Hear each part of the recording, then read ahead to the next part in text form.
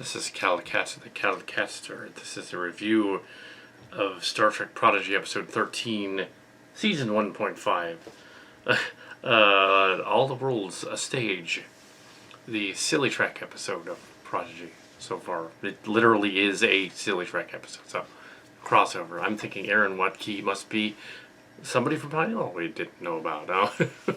But yes, probably not. But the head writer there. I don't think so, but he's paying an homage to the other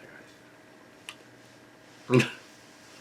Well, yeah. So this episode, they've tried on the other ship, the Dauntless. They've awakened the Diviner, who they found adrift in space, but he's mentally screwed up in the head, and he is only communicating. It's oddly enough in English, but they started talking in English, so.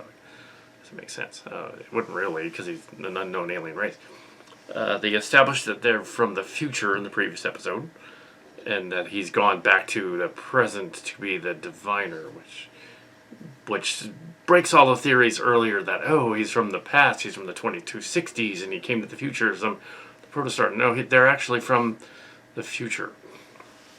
So not the past, which means they can prevent their own existence from happening if they go to the planet and stop the Diviner's race from making the revenge in the first place. They go to the planet and prevent the protostar from blowing up the planet. It's probably what they're going to do at the end, I guess. And then his race is not destroyed, so it's not over. Maybe he's the one that's the catalyst, or the alien weapon or something. There are very deep ideas here in the story that, for a children's show, actually Lower Decks is more of a man-child show, but this is more of a children's show. But oddly enough, it's not pandering at all to kids. It's on the level of Transformers Prime and Star Wars Rebels and stuff like that. Very, very similar. The Murph is sick or something and molting or something. Murph, the little alien. They go to a planet in the story that was encountered in the Galileo 7, the Star Trek episode, classic Trek episode. Presumably the red shirt that was in that episode made it to the planet and mentioned the aliens on the planet, the Starfleet stuff. Even though there was a later Galileo ship, and there's a whole history about the Galileo shuttle, where it was the original shuttle prop was left in a school for the blind, and then went on to different people, all over Wikipedia and others. But I'd read about it earlier, and eventually ended up in the Houston Air Museum thing. Yeah, they don't have the Galileo 2 there. They have the original that was repurposed and bought at auction in 2012. Hurricane Superstorm Sandy had affected the rebuild, but yeah, they back in the East Coast. But yes, that's the one they have. They have the original prop that was completely refurbished from the ground up. There were stories about that 10 years ago, roughly, about happening. They were doing that. Yeah, having a blind school enjoyed the starship to feel around. Anyway, the maybe they didn't realize it disappeared after that. So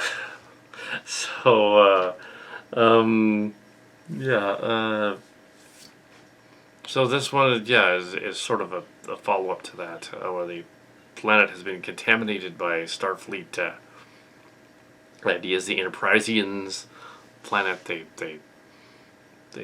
built a Starfleet bridge based on the red shirt that went down there. It would have been Scotty too initially. So how did the transporter create another version of Scotty? Is that what happened? And that Scotty lived on the planet? That would explain that. That's actually Scotty. He got caught in the transporter and copied the planet, and lived his life on the planet. And taught them about don't go into the woods where the gallows is, but it's the Galileo. Turns out it's a shuttlecraft. Sort of like in Star Trek the Motion Picture with Voyager being Voyager, even though why wouldn't the aliens just scratch the nameplate off and know what they were? This case, it probably makes more sense, because it's like, oh, okay, it's not really, it knows it's Voyager.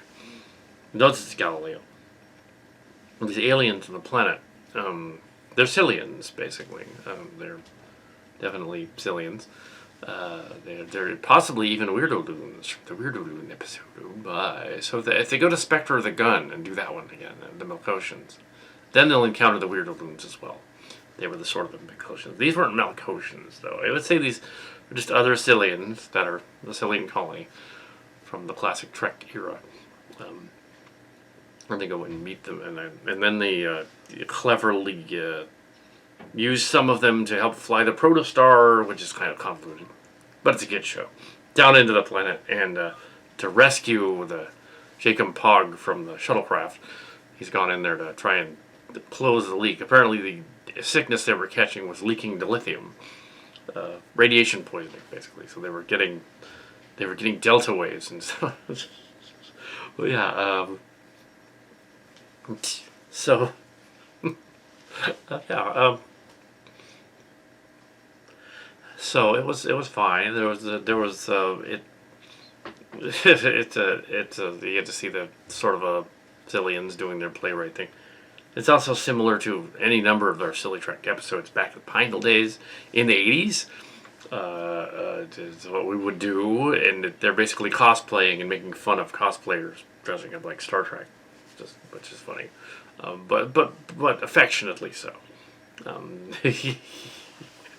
But yes, I wouldn't say they're necessarily making fun of the episode where we went to the Starcrackers episode where we went to the Ren Fair. They wouldn't have known about that one, but if they go to a Ren Fair planet, well, but that didn't make it into the book, the Space Vanguard's books, so it didn't count. Made it into other things. It made it into the Silly Trek stories. It's kind of where it belonged. Yeah, Sillian Realms. Yeah, it's very similar. I'm sure these guys are inspired by it, but this is the first. But the whole series has been less Sillian Realms and more old Transformers mush. So it's a different thing. But yeah, they're clearly inspired by that. I mean, they did, and some characters from the original cast of First Press the Church Group in late 90s, early 2000s. Because they have a Gwen. Where would they get that other than that? They have a Gwen. They have a Gwen, and she looks like a Gwen. So, except with a little more pale. But yes. Although she has a backstory more similar to the other character, Heather. Oh yeah, other things. But yeah, and Tala is clearly like, yeah, they're not equivalent to Sillians. It's just a coincidence, but it is a weird one. In this case, this episode literally goes there. So, Sillians. They go to a Sillian planet. Yeah, so. Okay. Yeah. The lower decks is more obvious. Lower decks is more. Okay, we're gonna do this right now, and we're gonna do something silly and have like a giant Spock in the background, or something. Just because, okay. Or we're gonna have like a Star Trek episode where we imitate one of the movies, and it's all cinematic.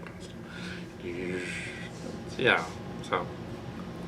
Well, you'd think that Janeway would recognize that the Diviner dude is a villain, like right away, and say, like, okay, this guy's mentally deranged. Yeah, do you think she would know that? Having met many alien bad guys before. So yeah, my guess is, that's the only guess, is that they prevent the catastrophe that leads to him going back in time in the first place. But maybe he goes back in time anyway, just till the timeline is corrected. It's a multiverse anyway, so it's fine. That's my guess what that's gonna do. Anyway, so we're going on. Well, I don't know, but we're going on.